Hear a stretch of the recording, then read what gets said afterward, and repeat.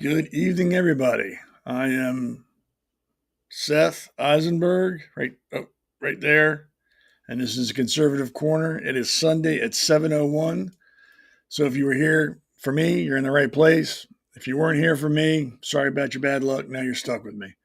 Hope everybody had a good weekend. Well, there's a little bit left, so I hope you had a good weekend. I did not. I worked this weekend for where I earn my money. I was there more than I wanted to be. But I like having a roof over my head, and I've become addicted to food, so I need to make money, or I won't have neither of those.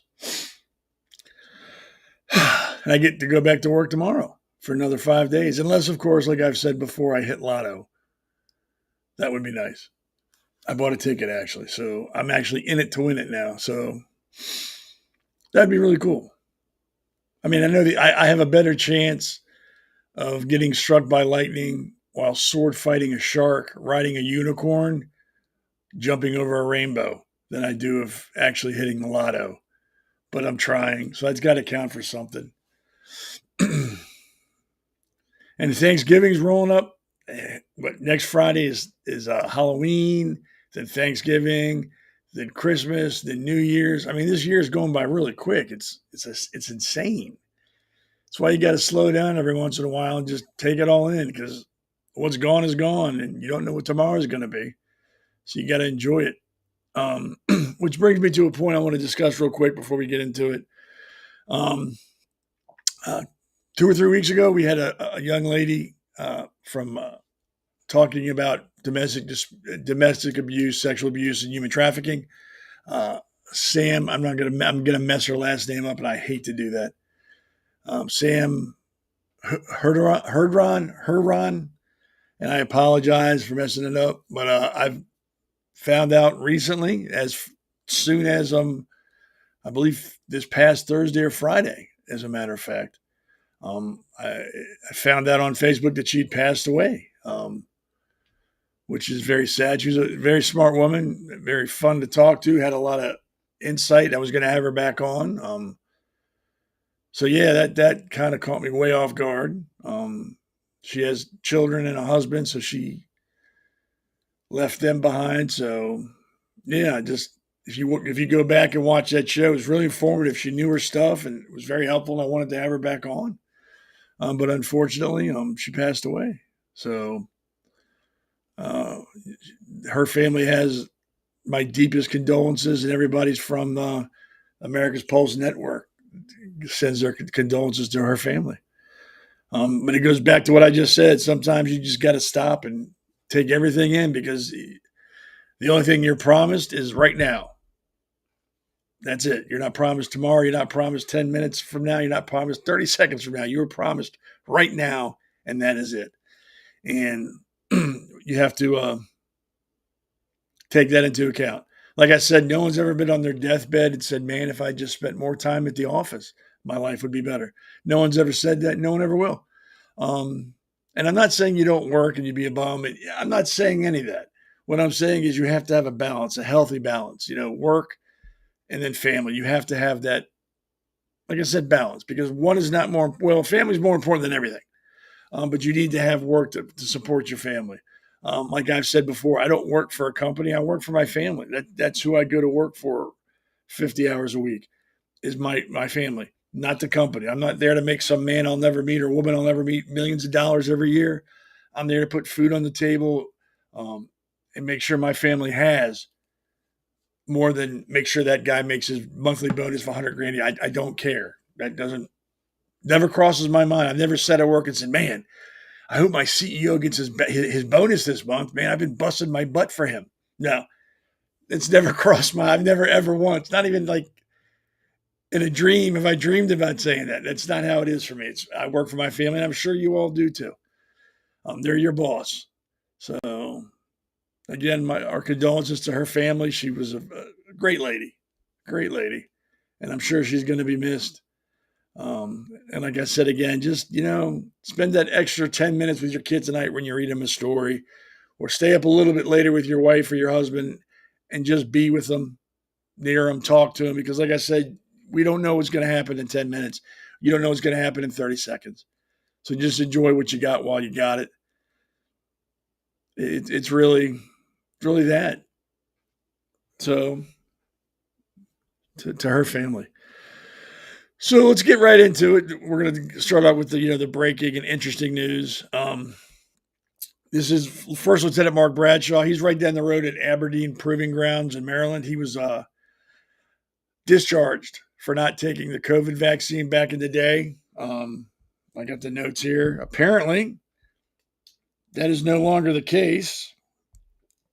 He has been brought back. The U.S. Army has officially granted full reinstatement to former First Lieutenant Mark Bradshaw, retroactively promoted to captain after Undersecretary of War Anthony J. Tata personally intervened to address the last mile delays in the reenlistment or reinstatement process.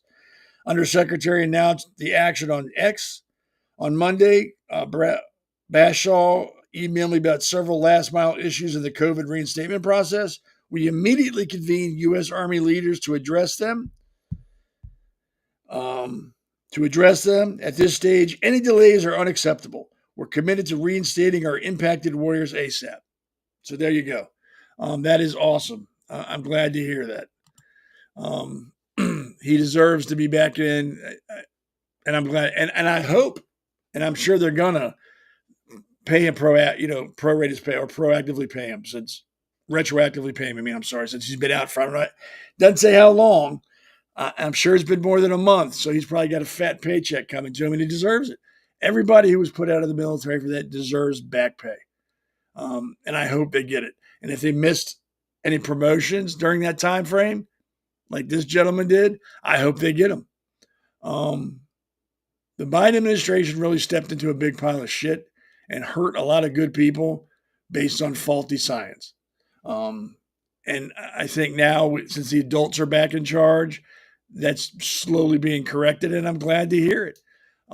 Had it come out that, the COVID vaccine was good and people needed it, it would save lives, then these guys would have deserved to have been fired, but that's not what's been shown. There's more issues with it, and you can't force somebody to take a vaccine. I've never agreed with that. Again, the Biden administration was a joke, and I'm glad they're gone. Don't have to deal with those schmucks anymore.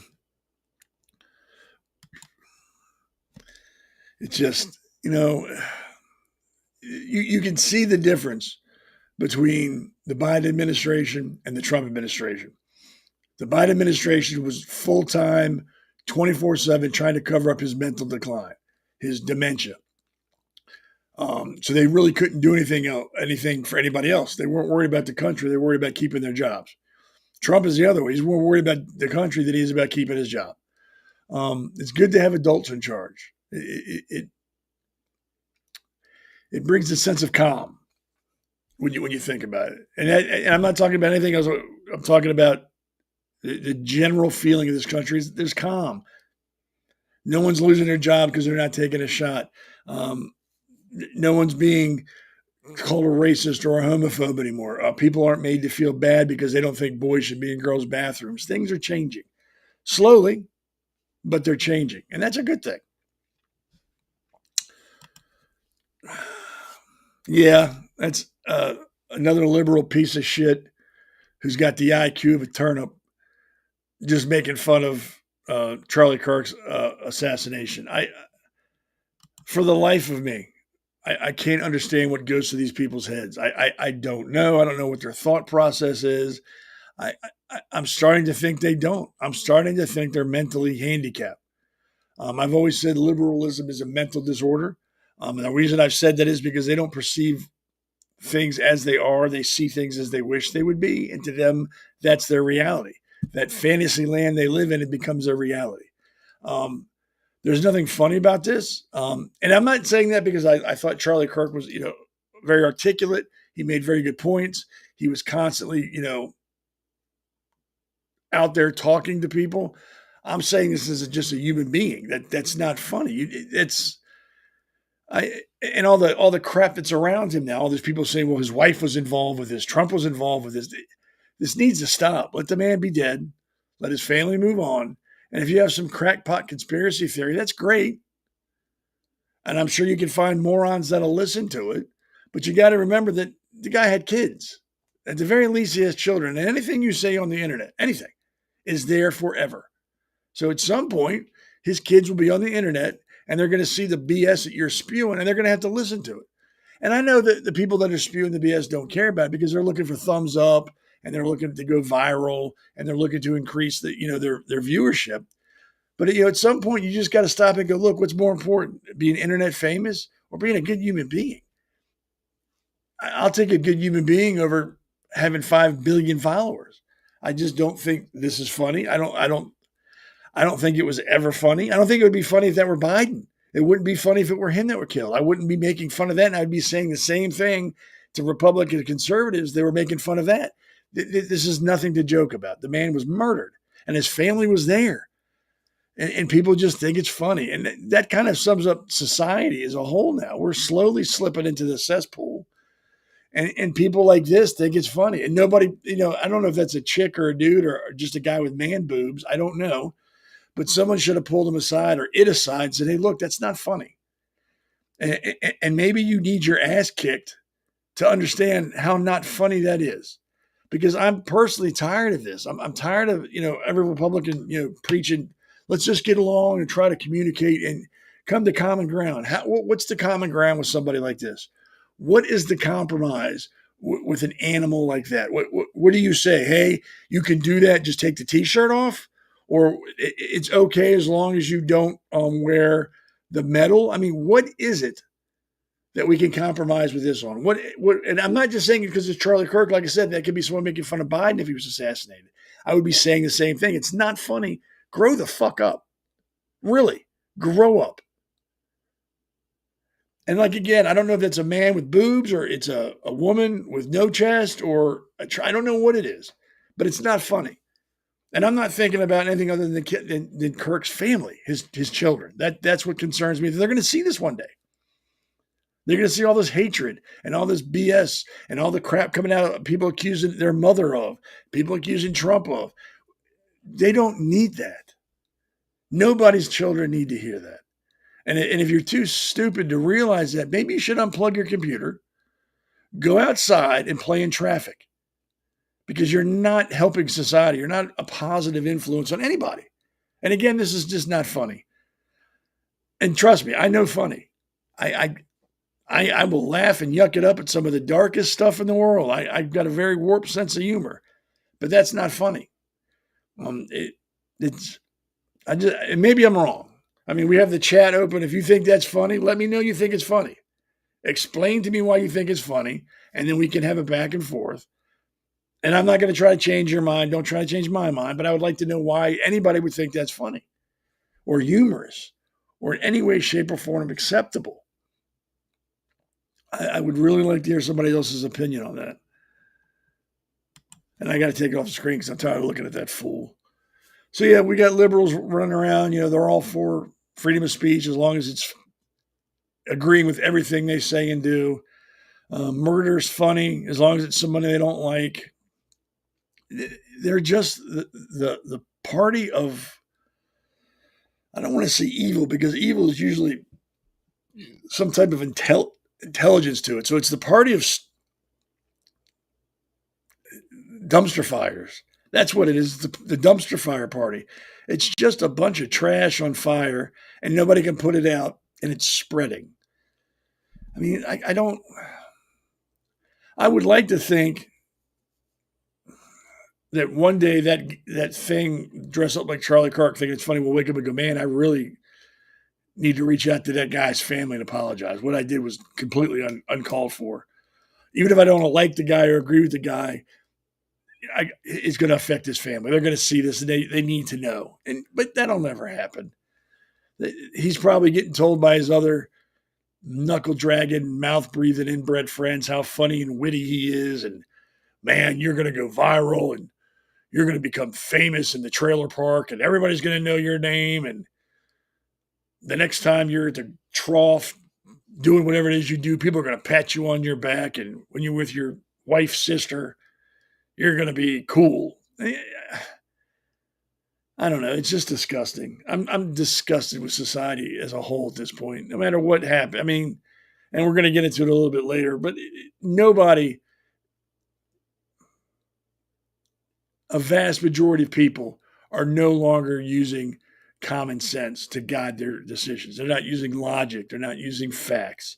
They're using their gut and their feelings and stuff that doesn't matter. And that's when we get people like this that don't use logic, don't use intelligence, that go with their feelings. That's when we get this. We get to deal with a schmuck like that who thinks that's funny. Common sense is so rare, it should be considered a superpower now. I mean, I'm serious. I'm not trying to be funny. It's the facts. It's just really a fact now. And it's not anything I'm proud of or we all should be laughing at. It's something that needs to be corrected in this country. And I don't know if it will anytime soon. And again, we can't put this all on Trump. We can't say Trump will fix it. That's one person. One person can't fix all the ills of our country. It's us, the people, that have to start standing up to people like that and go, look, that's not funny. Stop. You had your minute. Go away. There are children here. His children. I mean, stop. But we're not going to do that because that's his First Amendment right. Yes, it is. And I'm not saying he can't do it. I'm just saying he shouldn't do it. And someone should, maybe he doesn't know any better. Maybe he hit his head and he's stupid and doesn't know. And someone goes, hey, Paul, that's not funny. You shouldn't do that. Well, I didn't know that. Who knows? Who knows? But maybe he should be told. I'm sure he's not stupid. I'm sure he knows exactly what he's doing. And he's okay with it. And that's the sad part. That's the sad part. So that's the breaking and interesting news and that I'd share with you. Get right into the show. I'm sure everybody's been keeping up to date with the Hamas Israeli ceasefire that's been going on, and Hamas has apparently broken it, and Israel's retaliated, and of course, all the anti-Semitic trash is jumping on, Hamas. They're good. They're not. It's Israel's fault. It's their fault, and it just never ends with those people. Never ends. I think there was a gymnastics competition in Indonesia or something like that. And they banned the Israeli athletes from being there because, it's all about the terrorist organization and making sure they feel good and welcome and that they know everybody loves them. Not the Israeli athletes who've done nothing to anybody except practice their asses off to get to where they're at, to only to be told by some third world nation that they can't be there. Number one, Israel should be happy they're not there because they're not going to catch some disease that hasn't been named yet. I don't think it's a bad thing not going there. I mean, what is Indonesia's major export? Hepatitis? I mean, what are they known for? So it's probably good they weren't there. But I'm sure they're disappointed because, like I said, these are athletes that have trained to be there, and they're being told no by mouth breathers. So I kind of feel sorry for the Israeli gymnastic team, but it's probably a good thing. But back to Hamas. They have, let me skip one, I'm sorry. Here it is. They can't find all the bodies of the hostages they've killed. They're going to need more time to find them. So they're asking for more time. And Trump said, yeah, sure, you got 48 hours. You got 48 hours to find the people that you kidnapped and then murdered, and now you can't find their bodies. You got 48 hours. And again, all the people that were protesting wars have not said a word about this. They're not out there screaming, yelling, hey, Hamas, release the hostages. You need to get these people back home. No, of course they're not doing that because, as I said last weekend, this has nothing to do with Israel. This has nothing to do with the war. This is anti-Semitism on display, hiding behind, war. They're trying to, this is all just about the war, the aggression. No, it's not, because if it were, you'd be screaming about this now too. But you're not. You're not, because this is all about being anti-Israel, anti-Jewish. And if you're anti-Israel, you're anti-Jewish. I'm tired of hearing people splitting hairs. Well, no, it's the Jews I like. I just don't like Israel. Really? I don't like priests, but I like Catholics. No, you can't have it both ways. I mean, in your little sick world, you probably can. But here in the real world, where a majority of us live, that's not how it works. Not how it works. You can be against the war, but that means it goes both ways. If Israel's bombing the cities, okay, you can be against that, but now you have to be against Hamas for not returning the bodies of the people they kidnapped, which is against the Geneva Convention, by the way, because they're non-combatants. The people they kidnapped, raped, and murdered. You have to be against that too. And if you're not, this is, like I said, this is not about a war. You're not anti-war. You're anti-Israel. Hamas kidnapped non-combatants, drugged them into holes in the ground, murdered some of them, raped them, and now they can't find the bodies of the people they murdered. And we're supposed to be okay with that. Like, well, they're trying. If I were Israel, the minute I got the phone call or the text message, however they tell each other, hey, we can't find the body, I would have started bombing that country again immediately. Like, okay, that's fine. We understand. Bomb them. Go back. We're going back to war. I'm not doing this anymore. Every time we take a step forward, these troglodytes take 3 steps back and the world goes, it's okay. They're trying. I don't give a shit what the world says anymore. I don't care what anybody tells me anymore. They have murdered and raped my countrymen. Now they can't find the bodies. You know what? I'm going to give you some bodies. I'll help you find some bodies. And I would bomb the shit out of them straight for 48 hours. I would not stop. I don't care what country said what. I don't care what anybody said. I would bomb. If there were still standing buildings, I would put them down. If I saw anybody with a gun that I thought Hamas was Hamas, I'd drop a bomb on them. I would put the fear of God into them. So the next time they think about doing something, they're going to remember, no. Remember what happened last time? For 48 straight hours, they bombed us. They bombed us into the ground. We can't mess with those people anymore. We need to stop. But that's not going to happen. And that's why I'll never be in charge of a country, because I would lose my shit like that 17 times a day.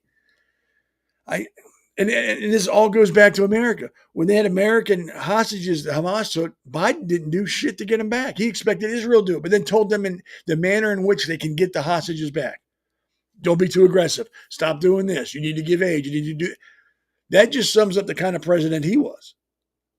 He was more worried about how it looked globally than about his fellow countrymen in holes in the ground with animals that were raping people and murdering babies.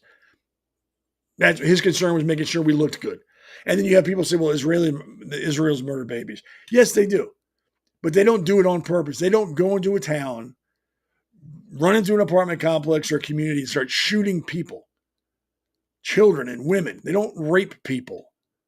Hamas does that. And still not a peep from any of these fucking movie stars that are anti-Israel. Not a peep from any of these uneducated fools from idiot schools. Not a peep from them condemning what Hamas has done. Not a peep. There's some schmuck influencer who went into Costco, and Gal Gadot, who's a good-looking woman. I don't care who you are. She's a good-looking woman. Apparently sells snacks or some type of food products at Costco. So this idiot goes in there and says, oh, I didn't know this. And pulls out his phone because, that's his work tool. And he's videoing himself in Costco like, this is from Gal Gadot. I can't believe Costco would sell that, colonizers food here. We need to boycott them. I can't imagine being such a loser with a meaningless life that I would go out of my way to find things that upset me, go live to show other people what's upset me so that those losers can be just as upset as I am about something that nobody cares about. Nobody cares except those losers. What has her food got to do with anything? Are you going to ban or cancel anything that has to do with Hamas because they can't find bodies of people they murdered and raped? Are we going to do anything about that? Or we're just worried about the cookies that Gal Gadot is selling because she's Jewish. But it's not about her being Jewish. It's just because she's Israeli. She could be any other nation, anything else in the world. She could be a Buddhist in Israel. That would be fine. But it's just because she's Israeli we want to cancel her. And people buy that bullshit. They believe that.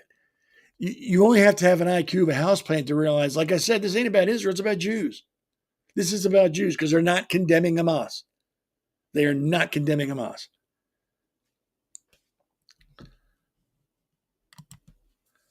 So yeah, that idiot went to Costco and he's, we got to boycott them, stop shopping here. Of course, there are people jumped on, I didn't know she had stuff there. I will cancel my membership right now. No, you won't. You're not going to cancel your membership. It looks good and sounds good on Facebook. All your woke friends are like, yay. You're going to be there tomorrow buying 9 pounds of hamburger meat and a 25-gallon jug of mayonnaise. Stop it. Nobody believes you. I don't even think you believe your own shit. So stop. You get your 25-pound big jug of mayonnaise and like 20 gallons of pickles. You're still going to go there, so stop.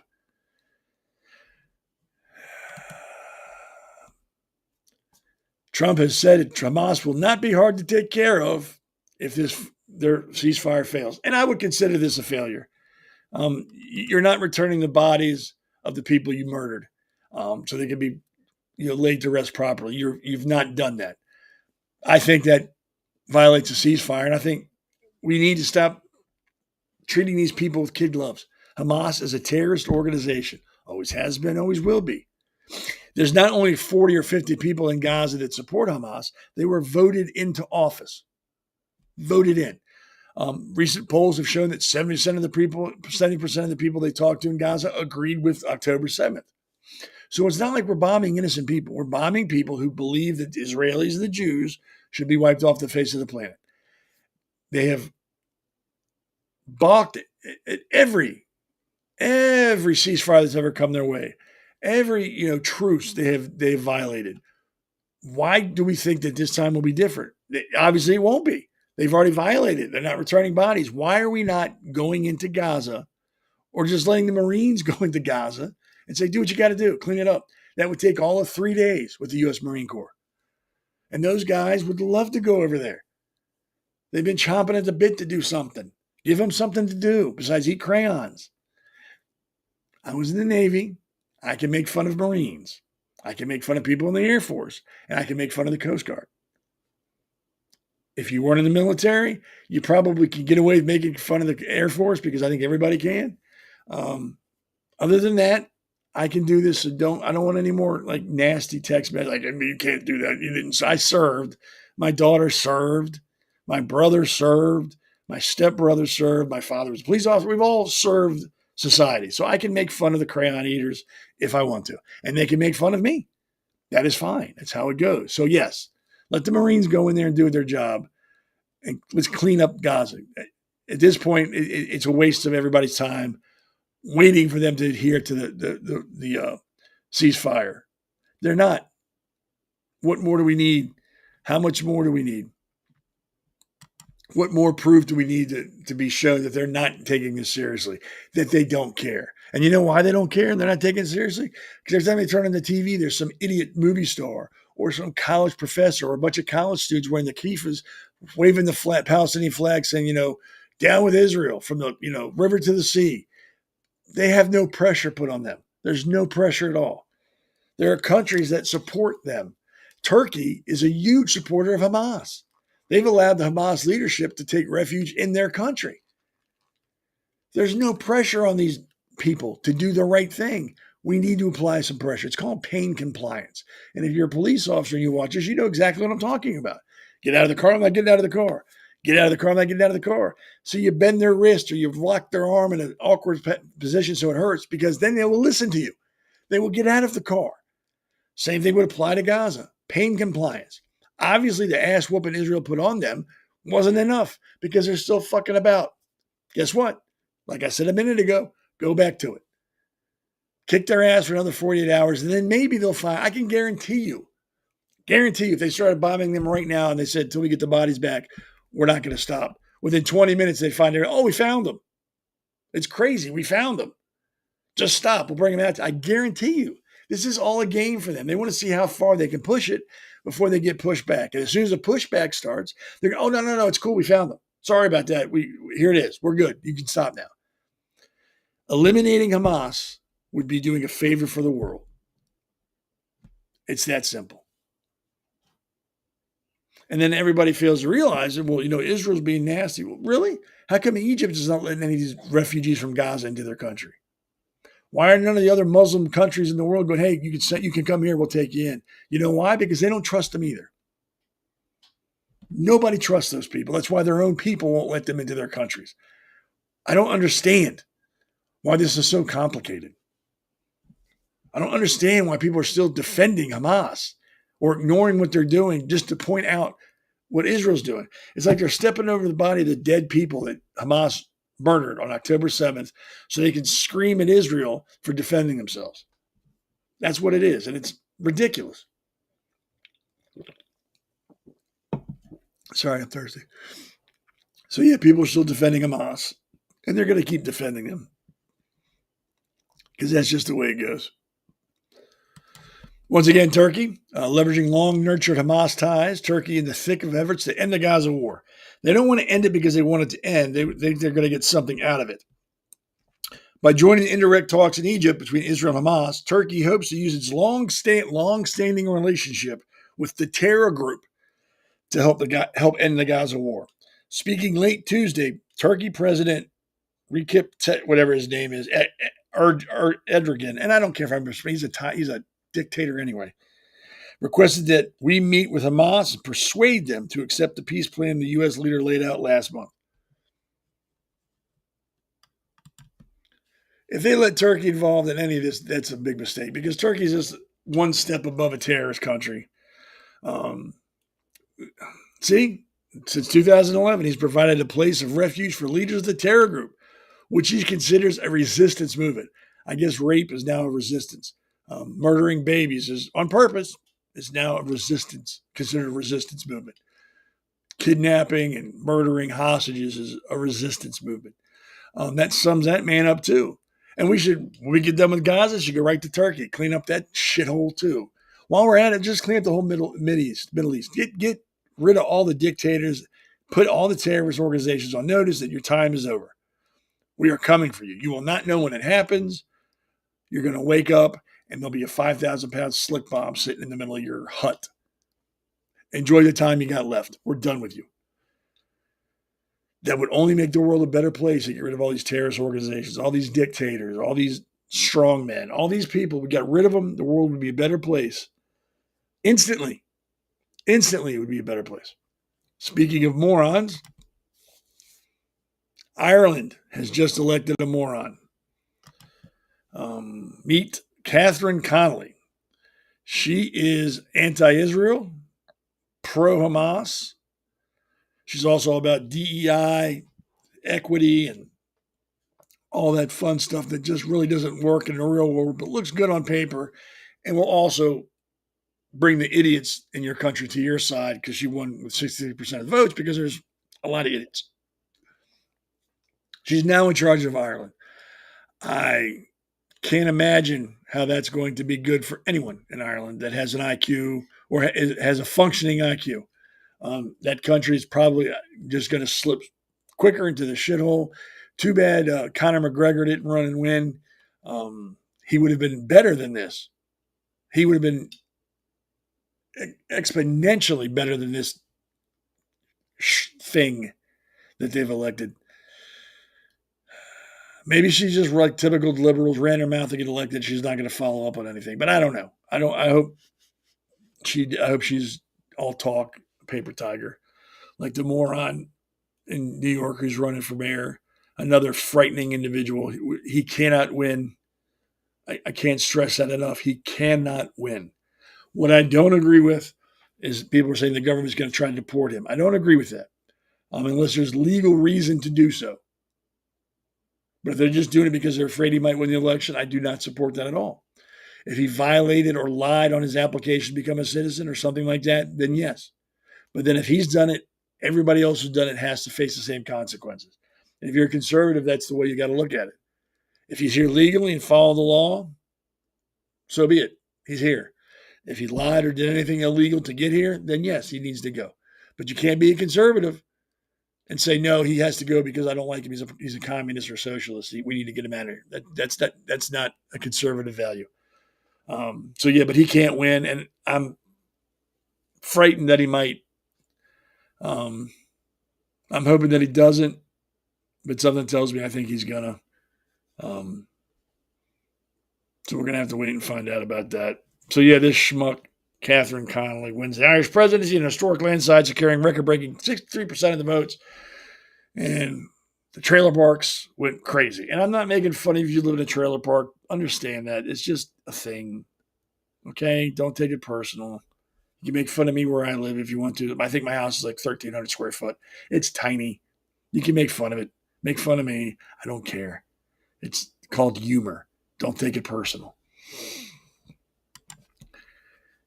Every time I turn around, I've told you, I'll keep telling you, anti-Semitism is getting worse. And it doesn't stop with Jews. They will come for Christians. They will come for Protestants. They will come for Buddhists. They will, once they get done with one, do you think that anger just magically disappears? And now they're all hunky-dory? No, they'll find somebody else to be angry with. And then they'll find somebody else until there's nobody else to be angry at. Then they'll implode and there'll be like a civil war. We don't want it to get that far. So if you work somewhere or you're out somewhere or what have you, and you hear someone spewing anti-Semitic crap or supporting Hamas, as hard as it's going to be, you need to say something. Because trust me, you're not the only person that feels the same way you do in that space. If you say something, somebody else will pipe up with you. And before you know it, you'll have more people telling that person to shut up or get out than you ever thought imaginable. We need to start making them feel uncomfortable. I'm not talking about violence. I'm not saying that. What I'm saying is you can be assertive and you can be loud just like they are and make them feel uncomfortable. Let them know that that crap's not welcome where you're at and they need to leave. Make them uncomfortable. If you're in a workplace and someone's talking about that, go to your HR representative and file a complaint. Every time they say something, go file a complaint. Become a thorn in their side until they do something about it because you're in the right. It's got to stop. It's getting worse. All the time it gets worse. And I've told you it would. Please, let's nip this in the bud.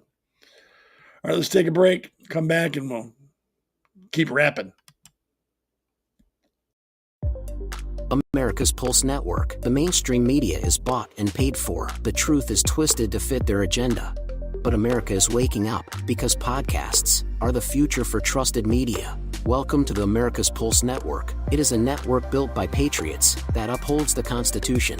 The America's Pulse Network stands for God, truth, and the America First movement. There is no corporate propaganda, no government spin, just real news, real talk, and real voices fighting for faith, freedom, and the future of this great nation with common sense. Here are some of America's Pulse Network podcasts. Alexandra Levine Live, hosted by Alexandra Levine. Jersey Shore Podcast, hosted by Damon Galdo. The Conservative Corner, hosted by Seth Eisenberg. APN's The Pulse, hosted by Alexandra, Damon, and Seth. So tune into America's Pulse Network on the following social media platforms: X/Twitter, Rumble, Truth Social, Facebook, and YouTube. Join the revolution. Because the pulse of America beats for God and country. America's Pulse Network is for faith, family, freedom, and truth.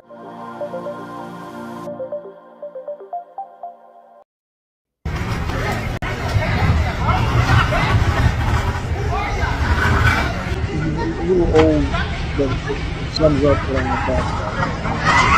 People think they can just breath, like a police fight, and they don't like what they're doing. And it's not. It's not. In no way, shape, or form is that legal. That's why resisting arrest is a crime.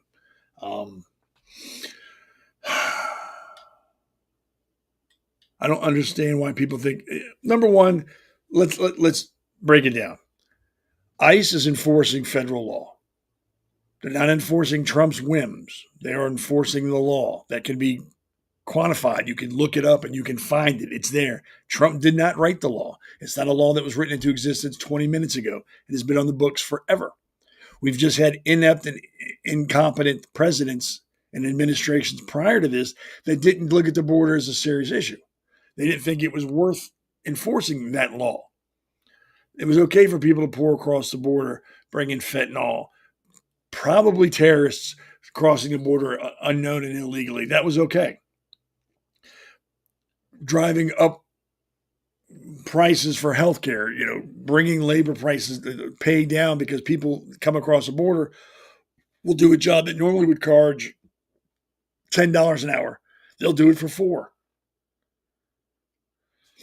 So President Trump has not acting out of hand. He's not doing anything that's illegal. This is all law. He's enforcing the law. ICE just happens to be the department that enforces it. Local police should be backing them up because federal law supersedes state law, which supersedes local law.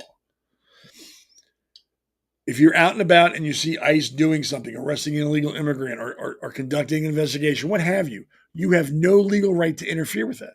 None. Just if you were driving by and saw a state trooper or a police officer, a sheriff, deputy sheriff doing a traffic stop, you have no right to interject yourself into that stop at all. It's illegal. You can be arrested for obstruction or interfering with the lawful course of a police officer's duty. You can be arrested immediately for that. Now, if the officer is doing something untoward and you wouldn't know because you're not an officer and you don't have a degree in law, maybe you could get involved and say that needs to stop. But even then, you should call for somebody else to come out. You have no legal right to interfere with the legal activities of a law enforcement officer, federal, state, or local. None at all. End of story. Hard stop. And if you do, you're going to get your ass kicked and you're going to be arrested. If you interfere with ICE, you're going to be charged with a felony. So you're going to do jail time. And you're going to get your ass kicked, and you're going to get fined, which all makes me laugh. There are video after video after video on YouTube, on Facebook, anywhere, of morons jumping in to fight ICE because they have no right to pull these people off the street. They have every right. It's legal. If it wasn't legal, by now the Supreme Court would have said something, or someone would have gone to the Supreme Court and they'd have struck it down. But they haven't because it's legal. If you're in this country illegally, you're going to be arrested and deported. You have had decades to get right with the law, to apply for citizenship, to take the steps to make your stay here legal. You have chosen not to do this for whatever reason. You've chosen not to follow the steps that millions of other people before you have followed. You cannot play the victim now. This is all on you. You have chose this course of action. You have put yourself in this position to be arrested, separated from your family, and sent back to the shithole whence you came. You have done this. I feel no pity for you. I don't feel sorry for you. I feel sorry for the ICE officers and the local police departments that have to deal with the idiots that are out there thinking that they're doing God's work by fighting police officers at ICE who are just simply doing their job and enforcing the law. That's who I feel sorry for. I don't care if you've been in this country 35 years and you own 5 million houses and 27 businesses and you've cured the blind and helped the lame walk. You are here illegally. You've had 35 years to do the right thing. You've chosen not to. You've thumbed your nose at our Constitution. It is time for you to go. End of story. If you got kids, if they were born here, for I don't know how much longer that'll be, they can stay here because they're considered citizens. So no one's breaking your family up unless you choose to have your family broken up. But number two, if I get arrested today for something, I get separated from my family. Nobody's out there screaming and crying for me. I don't got people throwing themselves in front of cops because I can't go see my family for however long I'm sentenced. This is all selective outrage. Selective, and it's based on feelings, not facts. It's based on emotions, not the law. We have to get back to a time in our country when people respected the law. And if you broke the law, people looked down on you. Didn't judge you, just looked down on you because maybe you had a reason. Like that guy who's running for sheriff, I can't remember where, who killed the man that raped his daughter. Yeah, you broke the law. Yeah, you murdered a person, but it was deserved. That man deserved to die. Maybe not by your hand. Maybe you should have let the law take it. Whatever. That's different. If you're in this country illegally, know you were here illegally and did nothing to protect it or protect yourself by doing the right thing, and now you're crying the blues because they're coming for you, you know what this is? It's the world's smallest violin. And it's playing just for you. And all you preachers and reverends and holy people out there telling you, fight it. Don't, you come to this country. Render unto Caesar that which is Caesar's, and render unto God that which is God's. Which means you follow the laws of the leaders that are appointed over you while you're here, as long as it doesn't go against God. And enforcing the law does not go against God. Because we're not enforcing a law that says, hey, if you have blue eyes or green hair or whatever, we're going to kill you. That's not what's happening. So don't throw the Bible in my face. And I'm going to have, like I said, I'm going to try to get a pastor, a gentleman I know, a very smart man who's got a master's in theology, have him on there, and I can ask him that question. Maybe I'm wrong. Maybe it does say in the Bible what we're doing is wrong. And if that's the case, I'll apologize for being wrong. But I don't think anywhere in the Bible does it say to break the law, that you're okay to break laws that make sense, that aren't against God, that aren't evil. And if you can name me one country that doesn't have a border and doesn't enforce them, I'd like to know. I can't think of any country that just lets you come in willy-nilly, stay as long as you want, and not be assigned to be there. Like you haven't taken a test, you've been naturalized. I can't think of one country that allows you to do that. And if they do, they won't be a country very long. I mean, one of the reasons the Roman Empire fell is because of that thing, unchecked immigration. They let anybody come into the family, and they lost their identity. They lost their national identity. They lost their language. They lost their art. They lost everything that made them who they were because they just allowed people to come in. Who does that sound like? And I'm not a historical genius, but I can read, and I've read that. And there are other reasons, of course, for the fall of Rome, but that was one of the reasons. Unchecked mass immigration, allowing millions of immigrants just to come in. And that's what we're doing. That's what we were doing. That's what Biden did.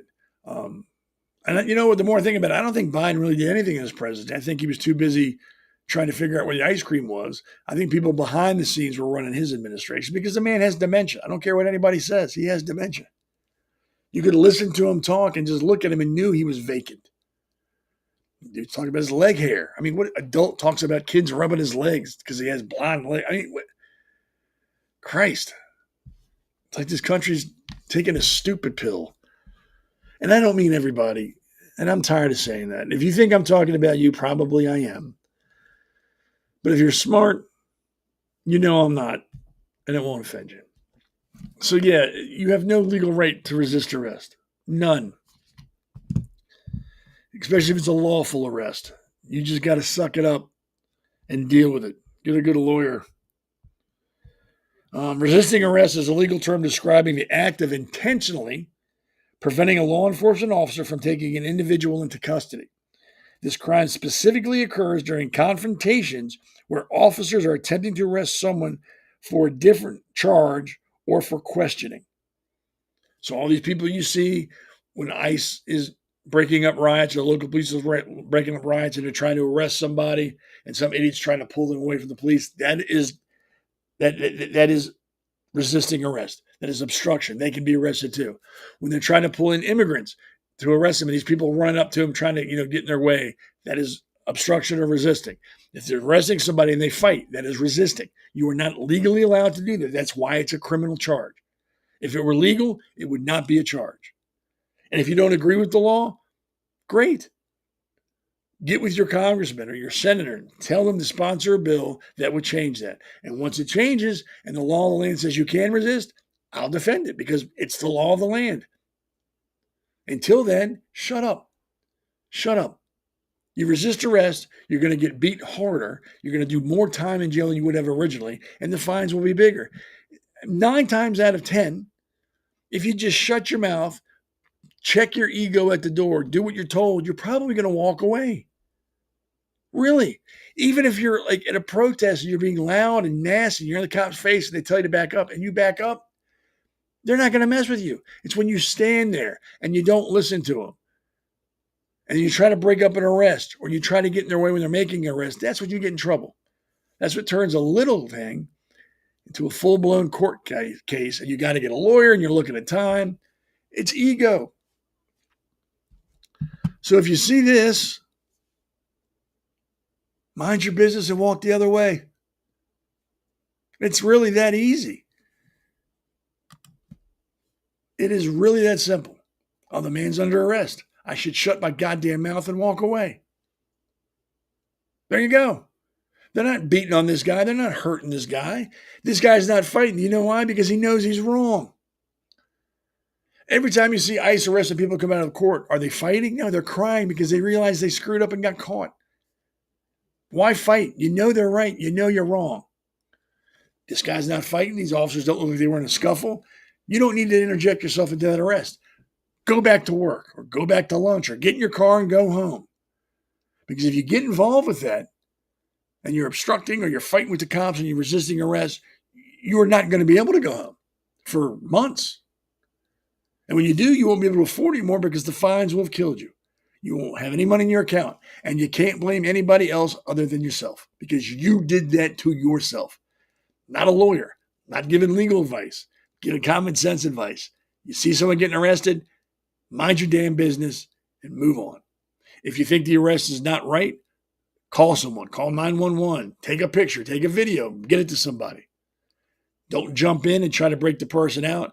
Don't stop the officers who are trying to make the arrest. Don't get in ICE's way, pushing and shoving them because you are going to be wrong. You're going to be arrested. I'm going to laugh at you. And once you're in that system, you don't get out. It ain't easy to get out.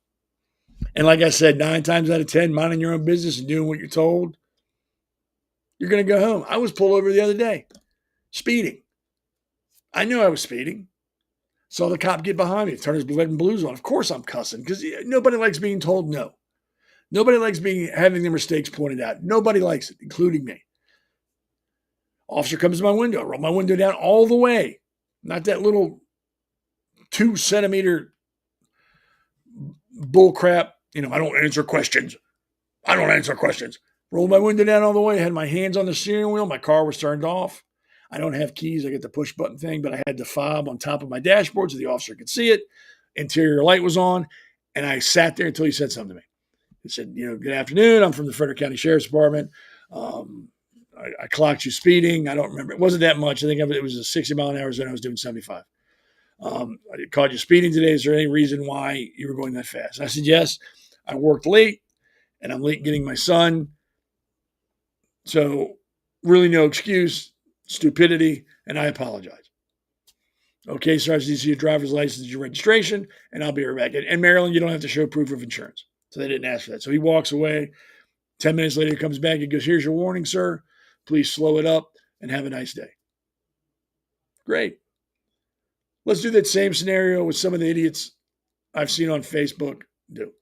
Cop comes to your door, you roll it down 2 inches, and you look straight ahead. Car's still running, lights are off inside. You just, how you doing, sir? I'm Deputy Johns from the Frederick County Sheriff's Department. Do you know why I pulled you? I don't answer questions.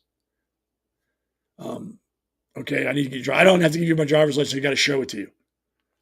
Oh, well, I don't answer questions. Same guy 20 minutes later as he's waking up on the side of the road missing teeth, wondering what the hell just happened. Why am I going to jail? Why is my car being impounded? Why am I being fined $5,000? Why is my license suspended for a year? People like that will never realize, check your ego. That's all it is. Just shut your mouth. You were in the wrong. I have never met a police officer. My father's a retired police officer. I've never met a police officer in my life that goes out looking to get people because that all entails paperwork on the ass end. And they don't want to sit in their substation doing paperwork for hours on end. They don't want to do that. They'd rather be on the street helping people. They don't get together at the beginning of their shift and go, hey, look today, guys, let's just go ahead and round up all these people because I really want to do some paperwork this weekend. I want to do like 30, 40 hours of paperwork and spend 50, 60 hours in court. I want to waste all my time doing that while there's people on the street hurting or breaking the law and I can't get to them because I'm doing paperwork. They don't want to do that.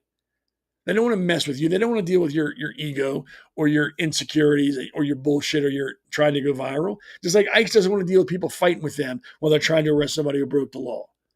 They don't want to deal with that. They want to do their job and go home. Just like when you go to work, you don't want anybody to mess with you while you're at work. You just want to do your job and go home. Because I guarantee most of these people who act like that to ICE agents or police officers in general probably have no job. Are probably sitting at home watching reruns of like Real Wives of Atlanta, drinking eating ice cream out of the carton and eating rolled up bologna, sitting in their underwear, wondering where their life went wrong. So while they're miserable, they want to make everybody else miserable around them. So they go mess with the police because they know police can't do anything back to you. You can sit there and scream and yell at a cop and there's nothing he can do to you unless you touch him. And that makes them feel good. It probably gives them a boner when they do that. So yeah, if you mess with the police, you're going to get arrested. So stay away. You see an arrest going on with ICE like this, make sure that example one more time. If you see that going on, Stay out of it. Stay out of it. You're not a lawyer. You don't know what the hell you're talking about. Shoving your phone in his face doesn't intimidate them. Saying, get me your supervisor doesn't intimidate them because they're on the right side of the law. You just look like a jackass.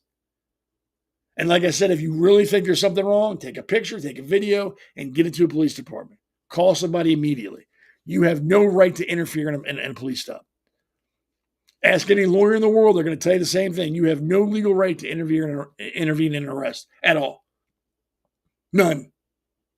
And if you do, you're going to get yourself in trouble. I can't believe I got to tell adults this. That I got to explain how you act with a police officer, ICE arresting somebody. Makes my beard itch. The stupid is still strong in this country.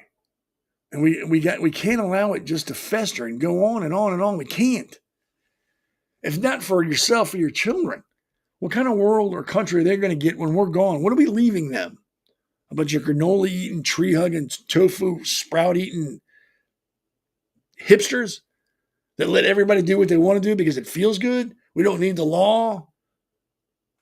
If it makes you feel good, just do it. Yeah, that country will last all of 10 minutes. So yeah, stand up for what's right. And I've always said, stand up for what's right is never easy. You're going to catch a lot of hell for it. But it's worth it. Because at the end of the day, you can look yourself in the mirror and go, I did the right thing. I did the right thing. I'm proud of what I did. I didn't do it because I was virtual signaling. I didn't do it because I was trying to be woke. I didn't do it because I'm a social justice warrior. I didn't do it because I wanted to go viral. I did it because it was the right damn thing to do. And how do I know it was the right thing to do? Because everybody's screaming and yelling at me that are social justice warriors, that are woke, that are, think they're morally superior to me. They're all yelling at me. So I know I did the right thing. Doing the right thing that's the resistance. That's what takes balls to do. Seeing Antifa beating on a cop, and you pull the Antifa off and you beat Antifa. That's the right thing to do.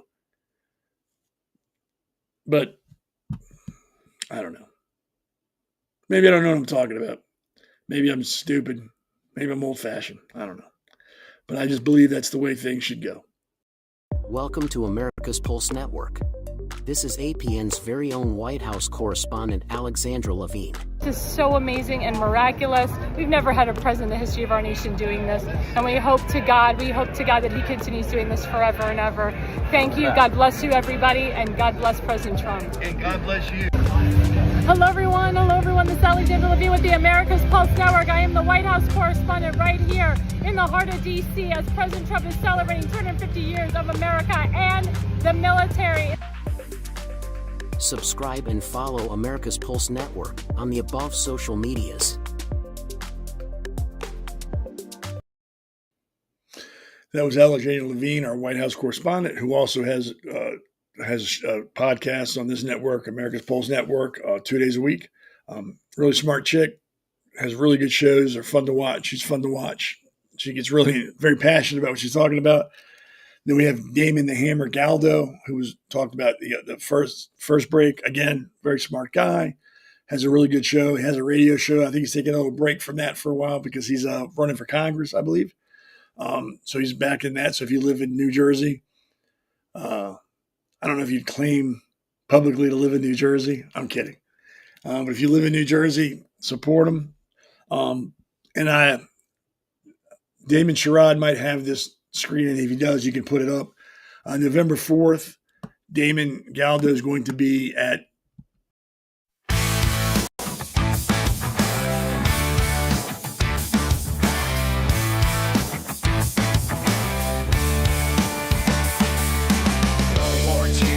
righteous pride in this one big voice, it's our time.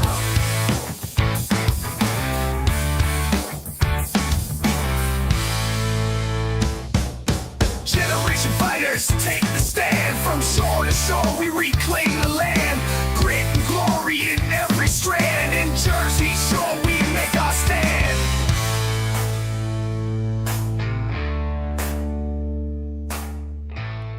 in Blackwood, New Jersey. Starts at 6. I will be arriving probably around 6:30 because, again, it's a little bit of a drive to there from where I'm at. But it'll be a good time. You'll be able to meet me in person. I'm sure Damon's done some things out there publicly before, so maybe you'll be meeting him again or for the first time. The puppet master, Damon Sherrod, will be there setting everything up, making sure everything runs smoothly so you can meet him and ask him, how the hell do you put up with Seth? Do you take Valium before his shows? I mean, what is it that you do that makes you deal with it? I could not deal. I watched that man for an hour and a half and I'm losing my mind. So he'll be there. You can talk to him, talk to me. It'll be a good time. I don't imagine in that type of setting. There'll be music there. There's going to be food. Apparently Skeeter's is a pretty cool place. Again, I've never been there, but make an effort to get there. If you know the reason to be around other like-minded patriots, support some really good candidates, and have a good time. I know it's a work night, but that's no excuse. If I can make the drive from where I'm at, I think it's like a 3-hour drive. If I can make that drive, you can come out for a couple hours and hang out. Really. It'll be a good time. So yeah, that'll be November 4th, Skeeter's, Blackwood, New Jersey, starting at 6 and running till, I don't know what, hey, Damon, what's last call in New Jersey? Is it same as Maryland? Is it 2 o'clock? Is it 1 o'clock in the morning? I'm unfamiliar with the liquor laws in Jersey. Damon is letting me know now. Wednesday. Oh, it's on Wednesday. So be there Wednesday, November 4th. And what is last call? He's typing. See, I'm not from Jersey. I don't know the rules there. I don't want to tell you all wrong. And well, Seth said we could do this till this time. I'm sorry. It's Tuesday, 11 to 11. Tuesday the 11th till 11 on the 4th. Correct? Is that what you're saying? You can jump on if you want to. That's fine. Because obviously I'm misinterpreting what you're saying. There I am. Well, you better watch out. I'm on my Valium. There you go. Good for you. I want some. Okay, so it's Tuesday. It starts at 6. It goes until they close, which is, like you said, 1 or 2 o'clock the following Wednesday morning. But they'll have a live band there till like 10 or 11 or something like that on it. It's basically an election party for all the candidates for the surrounding counties, whether it's from a Board of Education all the way up to Assembly congressmen that are running and stuff, to come and be at one place and have a good time. Cool. And it's family friendly. So if you have kids, they can come. Yep. So you have no excuse not to be there. You can bring your family. Yep. I mean, I wouldn't bring like a 2-year-old.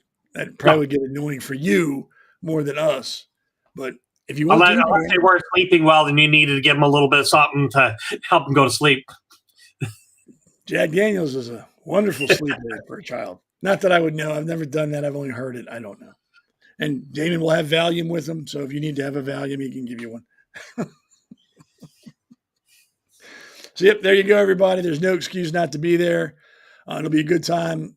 Like I said, you'll be able to meet me, meet both Damons, get to see Alexander and Elena Barbera, the base mother, coming in.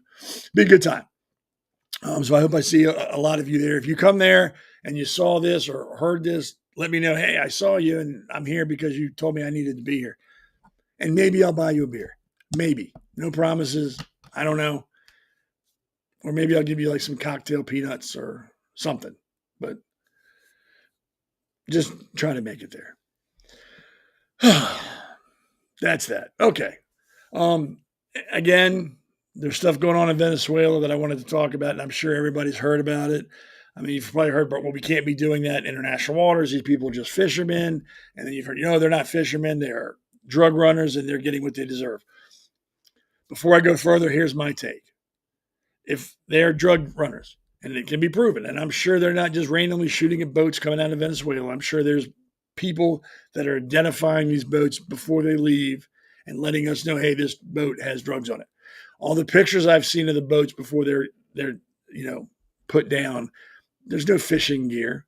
There's big barrels. You can assume that in those barrels is not talcum powder. It's drugs. And if that is the case and they are drug dealers, I say, hoorah, keep doing it. Drug cartels have killed millions of people. They're not innocent. They are not victims. I understand that maybe the drug runners are not educated and they're doing this to feed their families. And you know what? Okay, but that doesn't excuse you what you're doing. I can understand you need to feed your family. Trust me. If my family were in dire situations, I would break the law to feed my family too. And I don't think there's a parent out there that wouldn't do that. After they exhaust every other option there is, they would do what they have to do to feed their family. I understand that.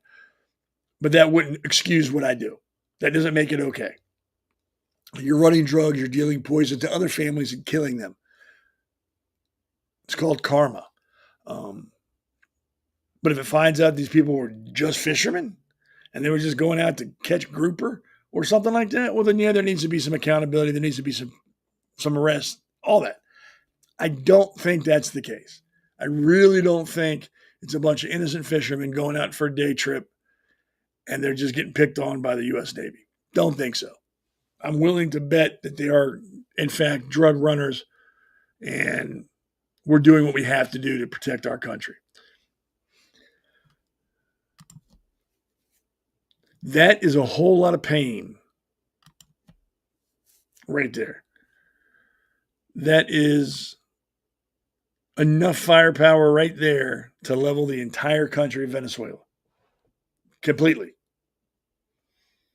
I don't want to say overnight, but damn close to it. We have the premier Navy in the world. We are the most technologically advanced, technologically superior Navy the world has ever seen. And I'm not just saying that because I was in the Navy. I'm saying because it's a fact. One aircraft carrier alone can damage a country almost beyond repair. I believe right now, let me check my notes here, SecDef deployed a U.S. nuclear-powered aircraft carrier to complement its complement of guided missile destroyers to South America's coast, according to the spokesman. The USS Gerald R. Ford, its onboard warplanes, and the other ships in its battle group are deploying to dismantle transnational criminal organizations and counter narco-terrorism in the region. Apparently, there's also, I think, 3,600 Marines are down there, however many sailors it takes to run these ships. I also have read that there's spec warfare down there for the Navy, which would be the Navy SEALs. There's also, I believe, Delta has been reported to be down in the area. And I hope not. I hope we're not looking to invade Venezuela. I really don't want that. I don't think we need to do that. I've also read that the president of Venezuela has reached out to Trump and made promises if we back off, he'll do X, Y, and Z. Of course, Trump has said no because you can't trust the president and it's almost guaranteed he's under the employment or in the pay of cartels. And that's just how it is down in those countries. That's just how it is. It's not a judgment call. It's just a fact.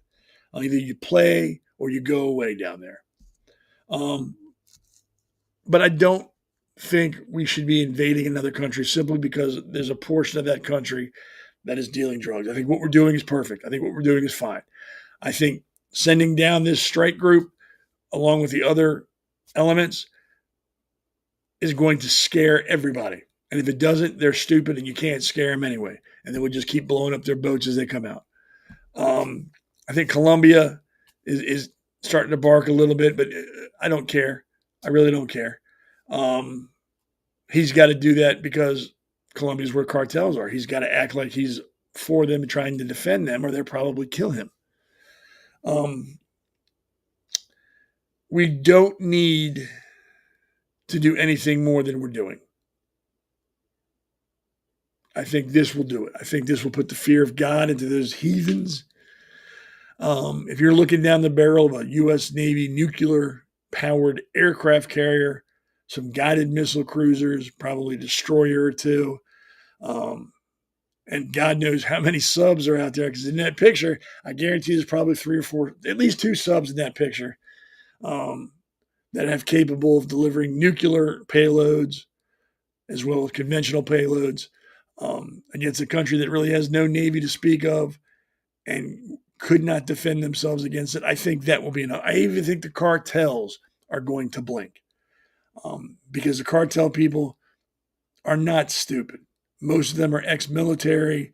They're trained. They know what they're doing. They've just decided to use their power for evil. But they're not stupid people. And I think even they realize they cannot win or even put a dent in the United States Navy.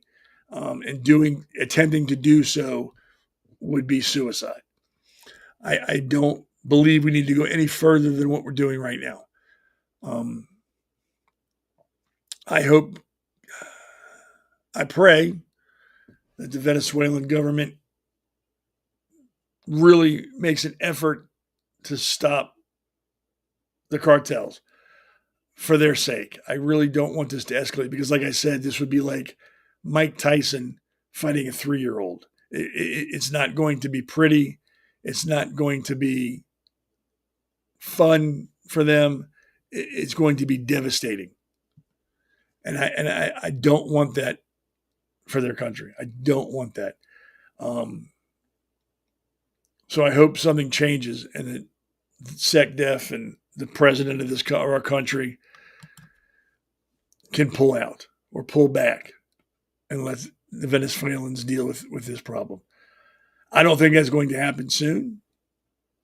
And then again, I don't know what's going on behind the scenes. They could be talking right now. I don't know. I'm just basing on what I'm saying is based on what I've seen, what I've read, and a little bit of insider stuff. But I don't think it's going to happen soon. If it happens, I think there's going to be some more boats put down. I think the Navy's going to flex a little bit differently just to show, hey, we can get you anywhere before this winds down. I don't think we're taking Colombia seriously because who would? I mean, once we flex and we show Venezuela, Colombia will be quiet. Again, they have no standing navy to speak of. They could not defend themselves. Neither of these countries, even if they combined their forces, couldn't defend against the U.S. Navy. Very few countries in this world could defend themselves against the U.S. Navy. And Russia would have a hard time. China would have a hard time with this. England, even though they're an ally, would have a hard time. Any country that has any navy that's worth speaking of would have a difficult time. Not because we're bigger or because, we have more, because we're well-trained. Our U.S. Navy is well-trained. They are some of the finest men and women this country can produce. They are doing a job that not everybody can, and they are capable, they are passionate, and they are motivated. And you cannot defeat somebody with those 3 qualities. You can't. So hopefully things calm down there and we can get our men and women back home and out of harm's way. What little bit of harm there may be, let's get them out of there as soon as we can. Let's make our point and then get out of there. But I really hope this is just a lot of saber rattling and they're not really considering a land invasion of Venezuela. Because I can guarantee you the mass majority of people in Venezuela are also anti-cartel. They don't want them there, but they live in fear because, like I said, the cartel that's a thing down there. They're just part of life down there. They've been there forever, and they're violent, and they will kill people. They kill cops, kill judges, kill politicians. So the average person is petrified of them, and understandably so. And like I said, they probably don't speak out like they should, but I guarantee you a vast majority of those people in those countries do not support the cartel. And that's why I don't want anything to happen that would jeopardize them or their families. I hope this shows that we have the resolve. We will do this if you make us. So I hope that comes to a screeching halt very soon. Because it's like I said, it's not going to be fun. Nobody's going to win that. I don't mean that like, ooh, we won, they lost. I just mean in the grand scheme of life, nobody's going to win that. It's going to be horrible. It's going to be one of the most one-sided things this world has ever seen if it comes down to it. So yeah, that's going on right now, and I support them. It's my country. It's my Navy. It's your people, your Navy. We should support them. Because, the cartels are not the good guys. They're not the victims. They don't deserve your pity. They don't deserve your support at all. At all. Because those people would just as soon cut your throat as they would sell drugs to you. It's really that simple.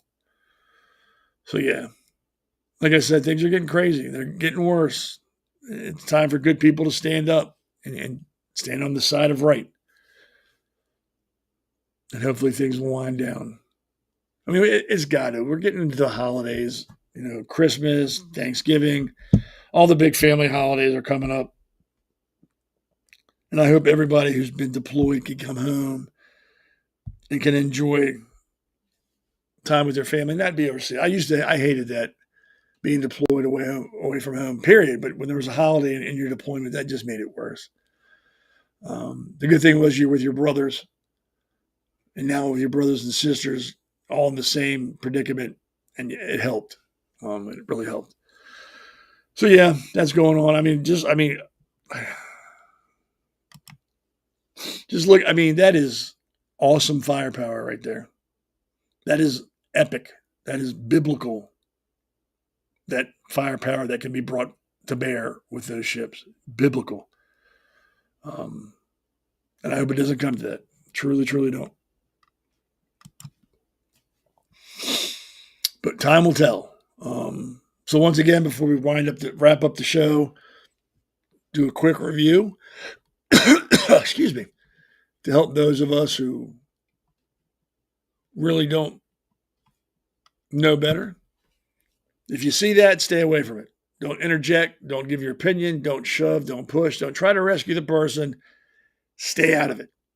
It's called obstruction or resisting, and you will go to jail. If they are ICE, you'll be charged with felonies and go to jail. Arrest, stay out of. If you're being arrested, do not fight. Go with it. Don't resist. You'll have your time to fight in court with a judge. You'll be able to explain your case to them.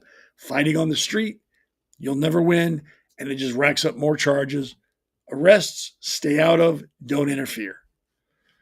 It's really that simple. Can't make it any simple. Hamas. Trump is not playing with you. If you do not bring the bodies back of the dead hostages that you killed and bring them home to Israel in 48 hours, you might find out how strong our U.S. Navy is. You have 48 hours to adhere to the rules of the ceasefire. If you do not, Allah help you, because you're going to be on your own. Venezuela, the president, I don't know if you watch this or listen to this or someone tells you about this, don't mess with the U.S. Navy. Don't take this as an empty threat. Don't look at it and go, oh, we're not worried about it. Take it seriously. I'm begging you. Do whatever the president asks you when it comes to the cartels. Help him in any way you can to avoid this becoming a shitstorm, because you will not survive it. And I don't want that for you. Nobody in our country wants that for you, but we want the drugs to stop. You can help. If you help, you probably can prevent an ass whooping happening. Please. I'm being serious. That's the softer side of me. So once again, let's got Damon Galdo's show 2 days a week, or 1 day a week plus his radio show. Alexander Levine has 2 days of show. Wednesday, we're all together on the Pulse at 8 o'clock, where we talk about everything. We all have our little thoughts and opinions we share with everyone. Like this show, you could chat and ask us questions or make a point, and we will do our very best to respond to you, to your point or questions. And then, of course, I'm every Sunday night at 7 o'clock till 8:30-ish. And I know everybody loves to see me. It's like, oh, it's time for that lunatic. Let's watch him scream and yell and rant and rave and cuss like a sailor. And I do. And I enjoy it. And again, I hope your children don't hear me talking because I don't want them to hear my foul mouth. Well, it's that point in the show where I usually share an opinion with you. Sometimes the opinion is based on the show, or it's just something that crossed my mind during the week, and I wanted to share it. Excuse me, I got a burp. This kind of goes with the show. And once again, I'm not trying to change your mind or make you agree with me. I'm just sharing you my opinion and my point of view. Tell me to pound sand, kick rocks, or hey, I agree with you. But here we go. The anti-ICE protests are a glorious dumpster fire of performative virtue, a chaotic blend of LARPing, which is live action role playing, LARPing revolutionaries, and social media warriors who think they're just dismantling an empire, but are mostly just yelling at fences. Imagine a parade of self-proclaimed freedom fighters, dreadlock baristas, trust fund anarchists in abolish ICE hoodies, probably bought for some capitalist print-on-demand site, and TikTok influencers with pronouns in their bio, marching through the streets like they're auditioning for a reboot of Les Miserables. Their signs scream no cages, no walls, and ICE is fascism. As if immigration and customs enforcement is single-handedly turning America into a dystopian novel. It's October 2025, and these folks are out here fighting a border agency like it's the Death Star, while the real world spins on, powered by the very capitalism they decry. The scene is a masterclass in cognitive dissonance. Picture a guy in a thrift store, wearing a bandana, waving a borders are violence sign, while sipping a $14 oatmeal mocha from a coffee chain that pays less tax than a medieval serf. Nearby, a gaggle of college kids, fresh from their decolonizing geography seminar, chant, "No human is illegal," a catchy slogan for sure, but about as practical as demanding free unicorns for everyone. One protester, rocking a knockoff Che Guevara beret, was live streaming his revolution on X via his $1,500 smartphone, apparently oblivious to the irony that capitalism built the tech he's using to rage against. The crowd's energy was less storm the Bastille and more crash a vegan potluck with megaphones. They weren't fighting ICE, they were fighting a vibe, and the vibe was winning. The X feed was comedic gold. Abolish ICE trended briefly before getting drowned out by Ice Queen, a hashtag for some influencer's new frozen cocktail line. Capitalism never sleeps, folks. One viral clip showed a protester in a smash the system shirt trying to liberate a chain link fence outside an ICE office, only to trip and faceplant in a puddle. Another gem, a teary-eyed activist ranting about kids in cages in front of a strip mall, recycling a 2018 talking point that's been debunked more times than the flat earth theory. Their pinned X post, a manifesto dripping with buzzwords like imperialist violence, decolonize borders, demand ICE's dissolution, but offers zero plans for what happens when borders become a free-for-all. Here's a spoiler, people. Human trafficking and cartel profits love open borders. Check Europe's 2015 migrant crisis data, where smuggling networks thrived amid lax enforcement. Now let's talk Trump and capitalism, because the anti-ICE crowd can't resist painting them as the ultimate villains. Newsflash, ICE isn't Trump's personal goon squad. It's a federal agency enforcing laws passed by Congress, laws that existed way before Trump's first tweet. He didn't invent borders. He just had the balls to say they need enforcing, which in a world of 8 billion people isn't exactly crazy. ICE's job isn't to terrorize grandmas. It's to deport people who break immigration laws, often after due process. In 2023, ICE detained about 680,000 people, mostly those criminals with convictions or repeat violations, while millions entered legally. But why let stats ruin a good temper tantrum? Trump, for all his brashness, is the opposite of the elitist kings these protesters claim to hate. He's a capitalist icon, hotels, golf courses, The Apprentice, who built an empire through hustle, not handouts. He's the guy who looked at the border mess and said, fix it. Not because he's heartless, but because unchecked immigration strains cities, schools, and hospitals. Just ask sanctuary cities like Chicago, drowning in 400 million in migrant costs per year. Capitalism, meanwhile, is the engine that powers the protesters' lives. It is the reason they can buy their Abolish ICE merch on Etsy, stream their outrage on X, or order DoorDash when the protest runs late and mom's in bed and can't make their Hot Pockets. Since 1990, global poverty plummeted from 36% to 10%, thanks to markets, not manifestos. Compared to the socialist utopias the anti-ICE crowd flirts with, where bread lines and blackouts are the vibe. Here's the real joke. While the anti-ICE crew demonizes Trump and capitalism, they're blind to the actual kings ruling them. It's not ICE or Trump. It's the unelected bureaucrats, the woke corporate HR overlords, the tech giants who shadow ban their ex-posts when they stray from the script. Trump's been fighting that swamp for years, pushing deregulation and free speech to businesses and people so they can thrive. Capitalism gives you a shot to work out the system and make things better. Again, that's just my opinion. You don't have to agree with it. You can tell me I'm full of crap. Turn me off. Well, I want to thank everybody for hanging out with me tonight. All 5 or 6 of you that were here. I appreciate it. And I'll keep talking as long as 2 of you show up. I'll do this every Sunday. Once again, I don't have the words. I'm humbled that you take time out of your day to come sit with me and listen to me talk. I appreciate it. And feel free to chat. I am not going to ignore you. I will go back and forth with you. Even if I'm in the middle of something and you say something, I will try to get to you. And we can talk about that instead of what I had planned. I am like a river. I go with the flow and I bend. So keep that in mind. So I will see you all Wednesday on The Pulse with Damon the Hammer and Alexander. Thank you very much. Again, this is a Conservative Corner.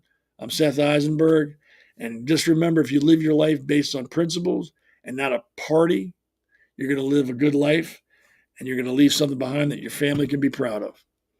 Everybody have a good rest of the weekend. Have a good week, and I'll see you Wednesday.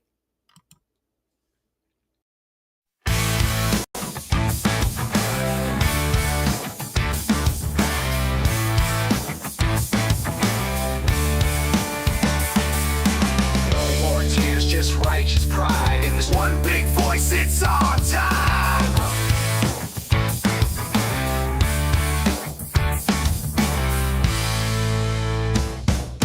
Generation fighters take the stand from shore to shore. We